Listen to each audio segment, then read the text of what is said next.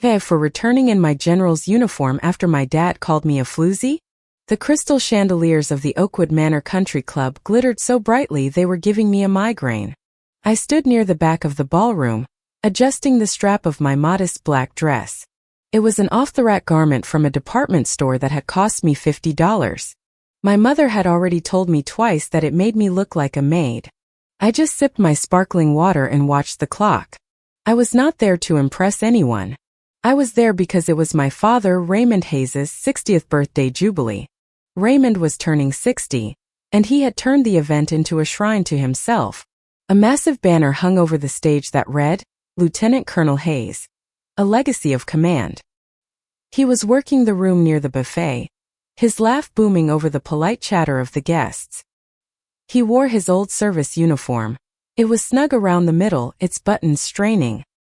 He had retired 20 years ago as a lieutenant colonel in '05, but he would wear that uniform to the grocery store if he could.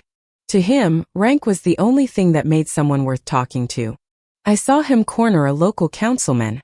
My father was gesticulating wildly, talking about keeping his cool in conflicts that ended before the councilman was born. He looked ridiculous, but no one dared tell him so. My brother Caleb stood beside him, holding a glass of whiskey like it was a prop.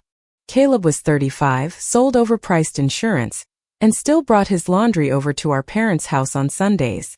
Caleb saw me in the corner and nudged my father. They both looked over at me. Their expressions shifted from proud arrogance to mild disgust. It was the look you give a stray dog that managed to sneak into the house. They made their way toward me, my father walking with a stiff, exaggerated stride that he thought looked military but really just looked like arthritis. "Jordan," my father said, not bothering with a greeting. He looked me up and down with contempt. "I specifically told you this was a black tie event. You look like you're going to a hamster's funeral." "It's a cocktail dress, Dad," I said quietly. "Happy birthday." "It's cheap," Caleb chimed in, swirling his whiskey. "But I guess that's what happens when you work in a government office. What is it you do?" "Filing tax returns for the motor pool." "Logistics," I said. The standard lie I had used for 15 years. "I handle supply chain paperwork." "Paperwork?" my father said with a sneer, shaking his head. "I raised a warrior and got a secretary.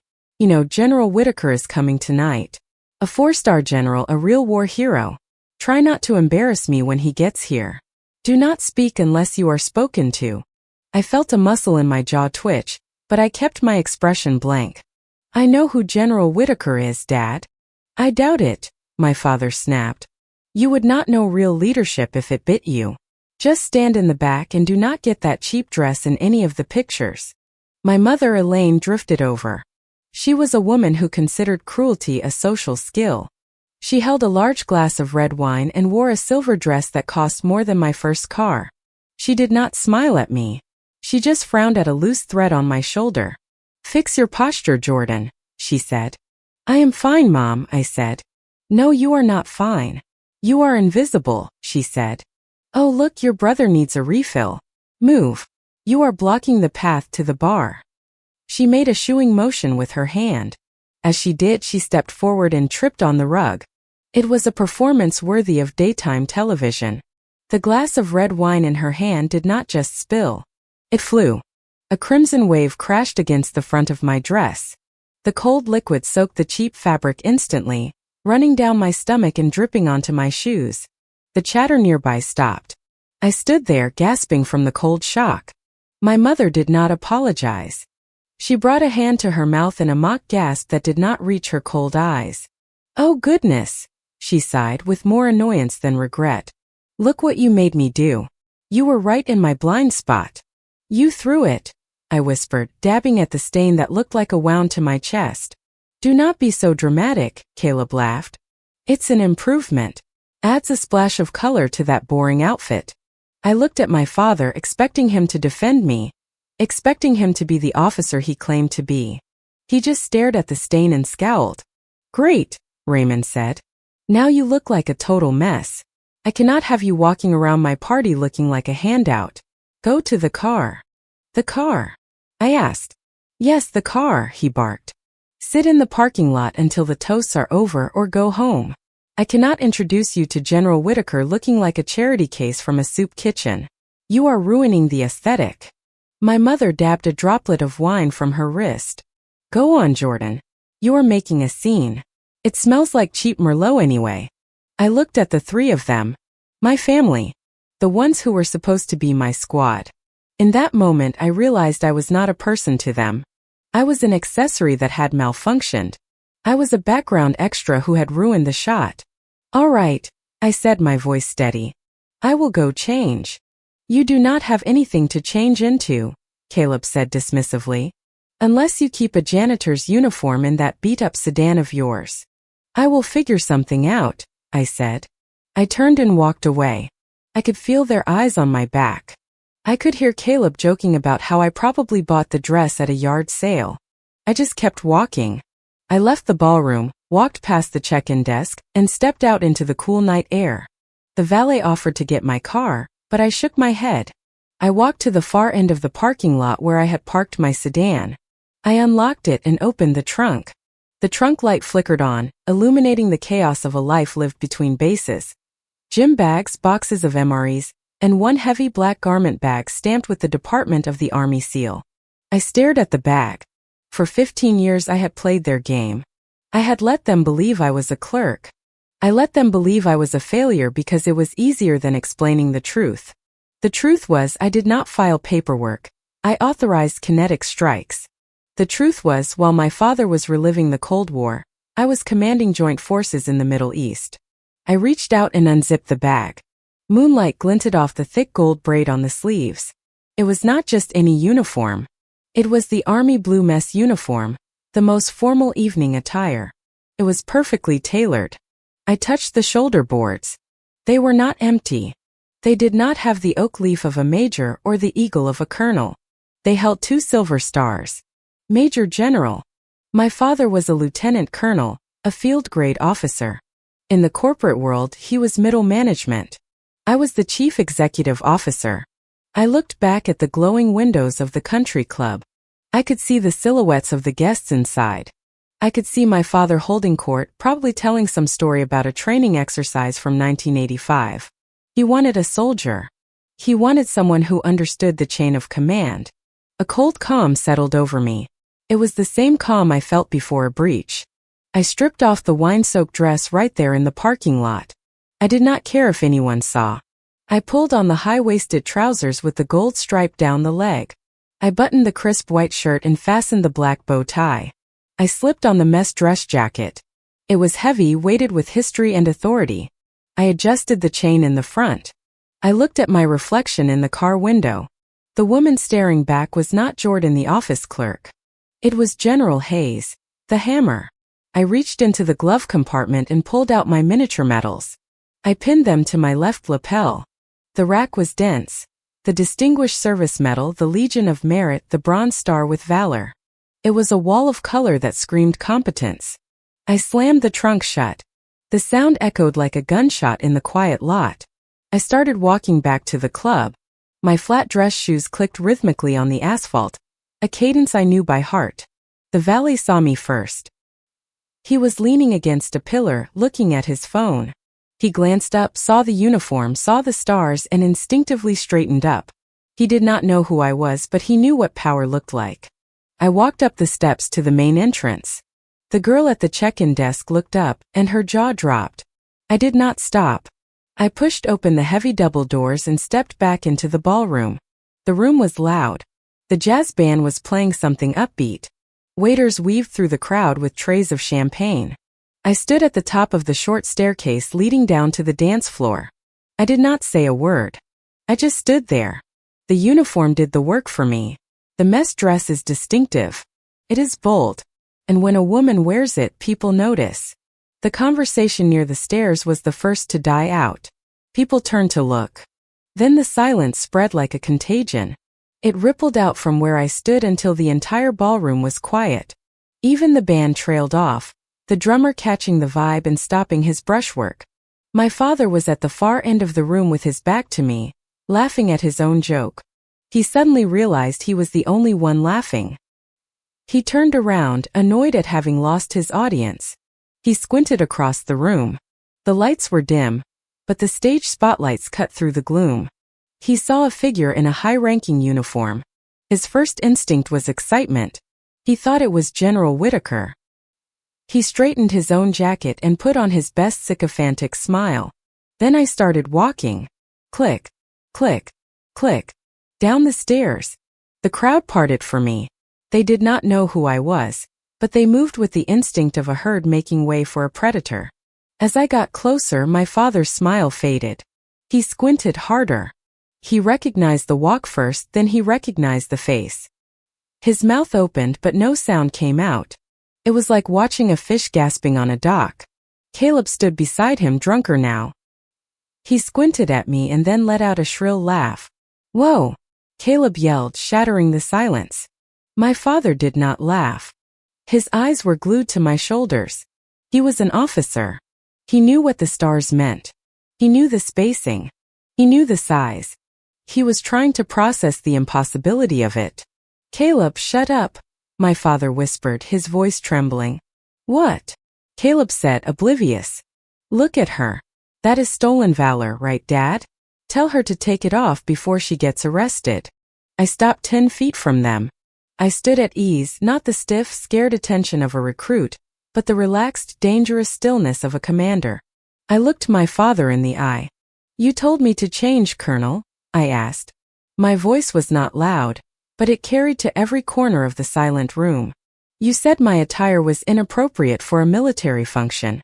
I have corrected the deficiency." My mother pushed through the crowd, looking furious. "Jordan, have you gone insane? Stop this nonsense right now. You are making a mockery of your father's service." "Actually, ma'am," a deep voice boomed from the entrance behind me. "She is the only one here who is honoring it." The crowd turned. Standing in the doorway was General Grant Whitaker, the 4-star, the guest of honor.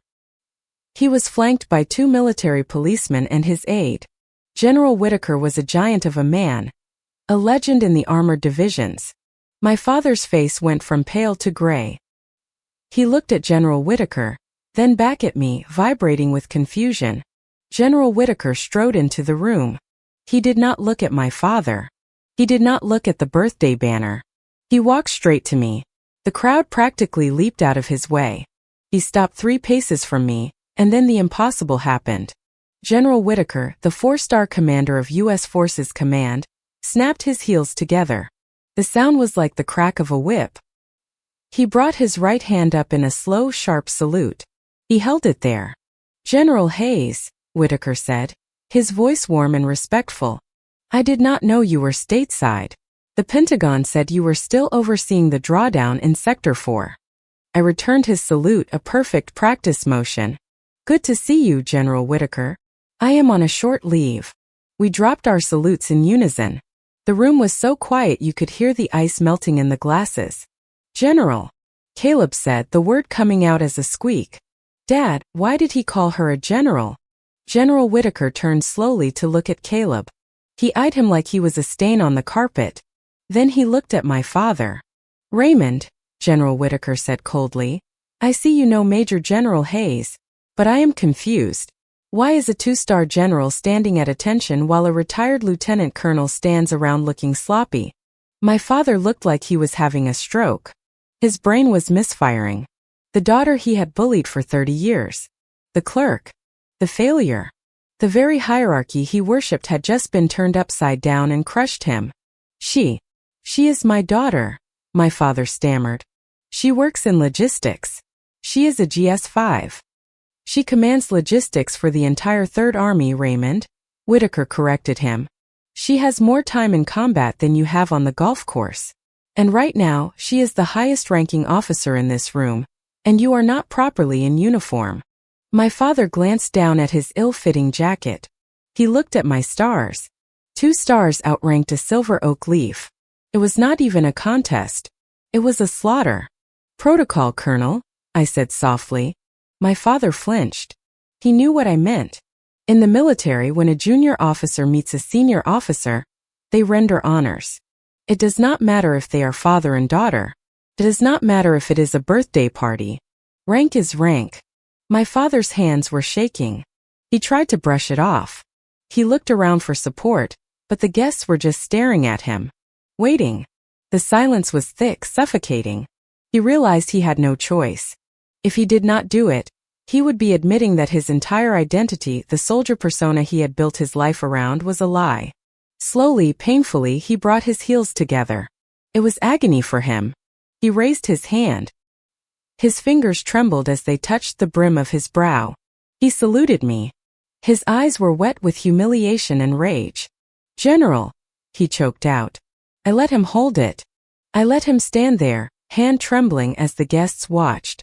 I thought of the wine staining my dress. I thought of the years of being called a secretary. I thought of every dismissive insult. I let the seconds tick by. 1, 2, 3. Finally, I raised my hand and gave him a casual return salute. "Carry on, Colonel," I said. My father dropped his hand and sagged. He looked smaller. The air went out of him.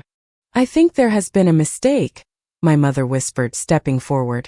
She was too arrogant to understand her danger. "Jordan, stop this charade. Tell General Whitaker the truth. Tell him you file paperwork." I turned to my mother. "I am done explaining myself to a civilian, Mother. And you are creating a security risk." I looked at General Whitaker. "Sir, I apologize for the environment. I was under the impression this was a disciplined gathering. It seems to be a disorganized mess." "Agreed," Whitaker said, glancing at the wine stain on the floor. "I came to pay my respects to a veteran, but I do not stay where flag officers are disrespected. Are you leaving, General Hayes?" "Yes, sir," I said. "I have a briefing in the morning."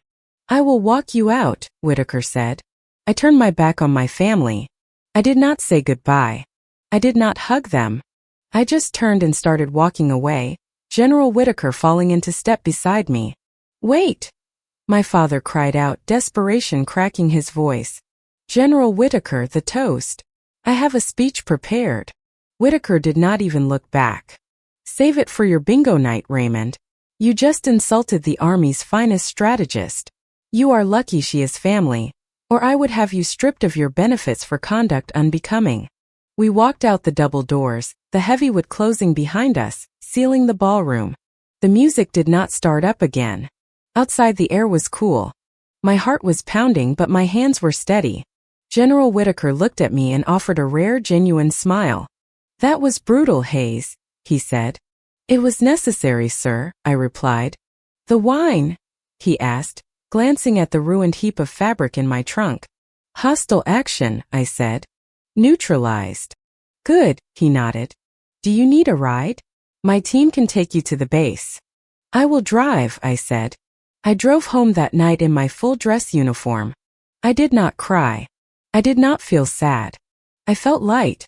The weight of their approval, which I had carried for decades, was gone. It had been dropped on that ballroom floor. 6 months later, I was back at the Pentagon. I was sitting in my office, reviewing a deployment schedule for the Eastern European theater. My aide, a sharp young captain, knocked on my door. "Ma'am," he said, "you have a letter. It is marked personal, but it was sent to the official command address." He handed me a thick envelope. I recognized the handwriting instantly. It was my father's. I opened it. There was no apology.